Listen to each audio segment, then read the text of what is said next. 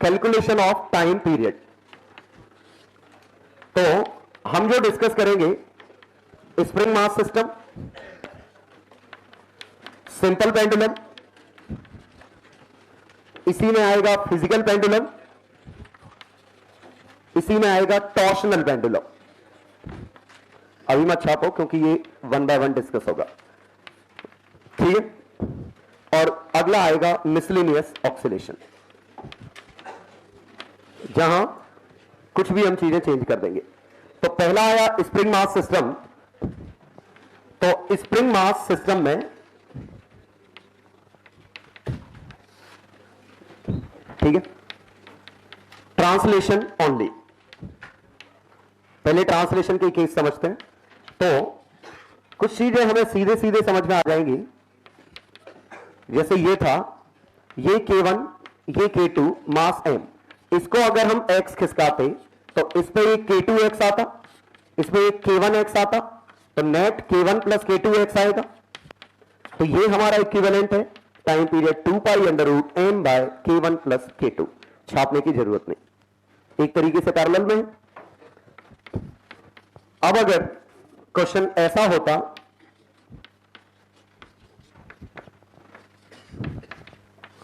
अब time period K time period 2 pi under root m by, इन तीनों को सिंगल से रिप्लेस करो, K और K का 2K और K 2K बाय 3, और ये 2K बाय 3 और K पैरेलल में है। ये फील आ गया, ये और ये पैरेलल में, तो ये टाइम पीरियड है। ग्रेविटी का कोई फर्क नहीं पड़ेगा इस वाले केस में।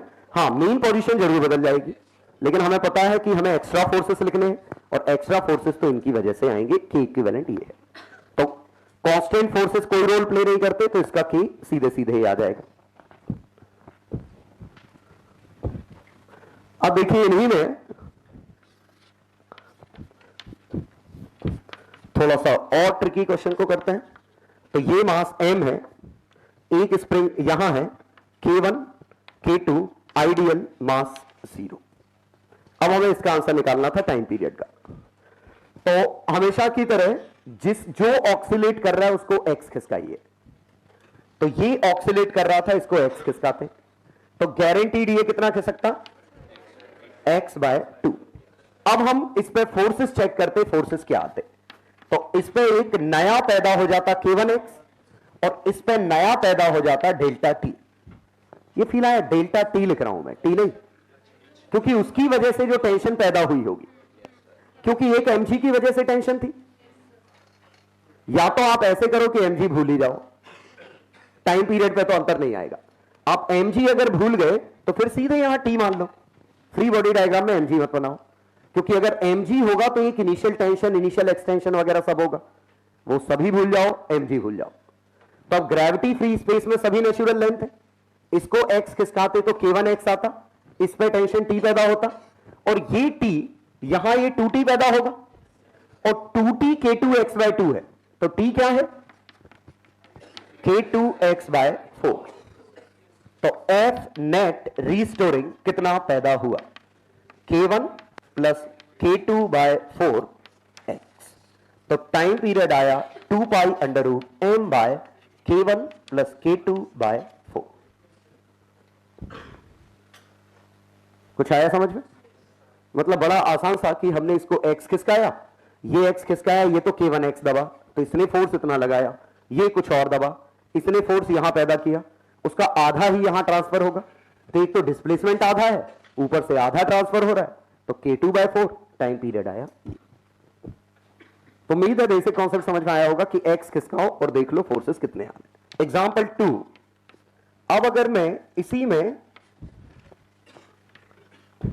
क्वेश्चन कुछ ऐसे लेता हूं,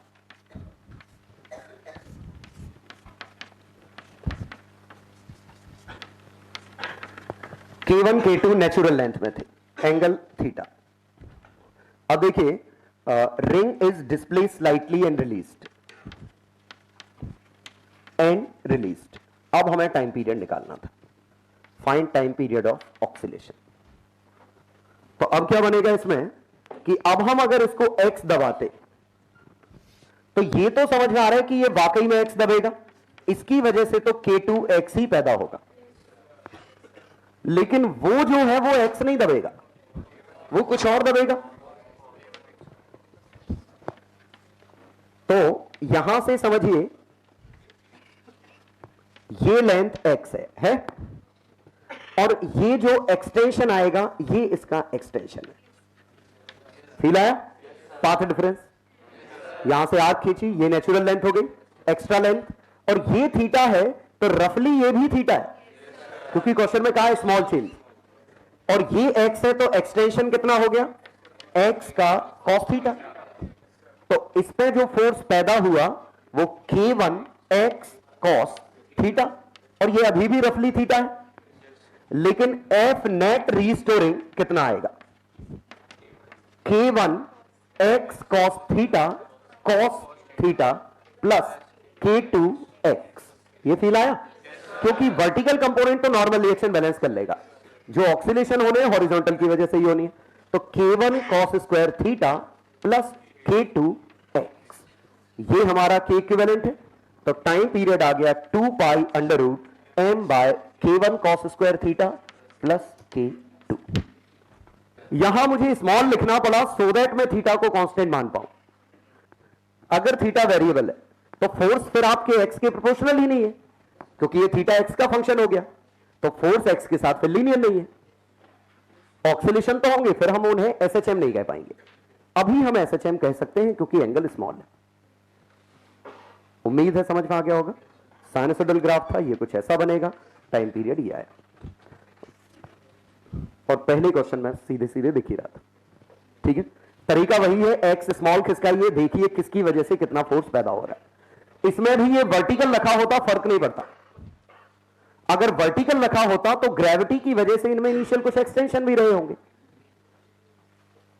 क्योंकि ऐसा हो ही नहीं सकता कि इनमें एक्सटेंशन ना हो और ग्रेविटी बैलेंस हो जाए। mg बैलेंस करेंगे तो इनमें इनिशियल एक्सटेंशन होगी। अब हम हल्का सा एक्स खिसकाते तो इनिशियल एक्सटेंशन तो इनमें रहते ही, अब एक नया चेंज आता तो आप इनिशियल भी भूल जाओ, ग्रेविटी भी भूल जाओ, तो सीधे फोर्सेस देख लो। तो ये फर्क नहीं पड़ता ये वर्टिकल था कि हॉरिजॉन्टल था। टाइम पीरियड तो यही आएगा, मीन पोजीशन भले बदल जाए। पहला क्वेश्चन, आइडेंटिकल मासेस हैं, तो जब हम इसको यहां ले जाएंगे ये आधा ऑक्सीलेट करेगा, इससे टकराएगा ये रुक जाएगा, फिर ये जाएगा, वो आधा ऑक्सीलेट करेगा, इससे टकराएगा ये रुक जाएगा, ये जाएगा। इसका मतलब m के अगर डिस्प्लेसमेंट की बात करें तो m का डिस्प्लेसमेंट कुछ ऐसा है। बेहतर है नेगेटिव साइड बनाएं, मतलब लेफ्ट ब्लॉक का नीचे से चालू किया, फिर रुकेगा, फिर नीचे, फिर रुकेगा, फिर नीचे। पता नहीं ये समझ में आया कि नहीं।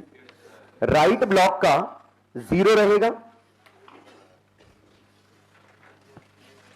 ये होंगे, लेकिन इसकी हाइट x0 है तो इसकी हाइट कुछ और है, K1 बाय K2 x0। ये एम्पलीट्यूड है, क्योंकि ये जो energy half K1 x0 square है, जब उसमें जाती तो half K2 x0 dash square होता, तो दूसरे का एम्पलीट्यूड ये आएगा। हालांकि वो सब पूछा नहीं। टाइम पीरियड तो आधा टाइम पीरियड इसका है, आधा टाइम पीरियड इसका है, तो pi under root m by K1 plus pi under root m by K2। अब मैक्सिमम वेलोसिटी चाहिए तो v मैक्सिमम लेफ्ट ब्लॉक के लिए ओमेगा है, और ओमेगा कितना है, under root K1 by m, amplitude कितना है x0। v max right block के लिए उसका ओमेगा है under root K2 bye m, लेकिन ये कितना है K1 by K2 into x0। Coincidence नहीं, v मैक्स सेम आना, कोइंसिडेंस नहीं है। क्यों? क्योंकि मैक्सिमम एनर्जी दोनों की बराबर है, और मैक्सिमम एनर्जी एक तो हाफ के स्क्वायर होता है, लेकिन इसी को मैं half m v max square लिख सकता था, और दोनों का मास बराबर है तो वी मैक्स दोनों की बराबर आएगी। आया समझ में? टोटल एनर्जी दोनों की बराबर है, के अलग अलग है इसीलिए एम्पलीट्यूड डिफरेंट है। मास अलग अलग होते तो मैक्सिमम वेलोसिटी भी डिफरेंट होती, लेकिन फिर ऐसा क्वेश्चन नहीं बन पाता, क्योंकि आइडेंटिकल मास के लिए ही ये रुकेगा वो चला जाएगा, ये वाला टाइप का क्वेश्चन बनेगा। तो उम्मीद है ये समझ में आया होगा। पहले ये समझ में आया ये मैंने कैसे लिखा। इसको हमने यहां से छोड़ा है, तो नेगेटिव से छोड़ा, नेगेटिव से यहां गया, टकराया, रुक गया, आधे टाइम पीरियड के लिए रुका रहेगा। फिर जब वो वापस आएगा, टकराएगा, तो ये पीछे की तरफ जाएगा, मैक्सिमम आएगा, फिर ये, फिर टकराएगा, फिर रुकेगा। सही बात। चलो क्वेश्चन 2 बिल्कुल आसान सा। इसको अगर x खिसकाते तो ये 2x खिसकता, यहां टेंशन k 2x पैदा होती, लेकिन यहां ट्रांसफर होती k 4x, तो 2 pi under root m by 4k, k 4 गुना ट्रांसफर होगा। चलो अगला क्वेश्चन, इसको जब हम इस तरफ खिसकाते तो 2 pi under root m by, ये तो cos square 0, k cos square 0, k cos square 30, k cos square 60। ये समझ आए ये क्या हुआ?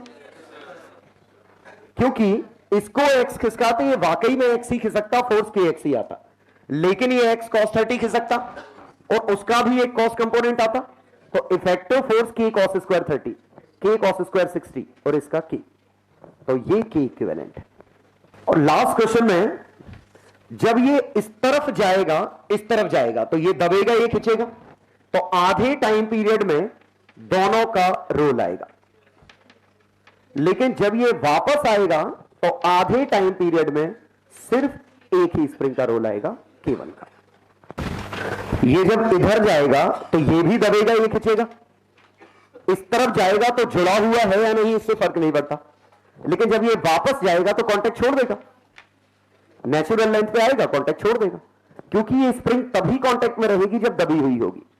ये खिंच नहीं सकती स्प्रिंग, लेकिन ये खिंच भी सकती है, दब भी सकती है, क्योंकि चिपकी हुई है।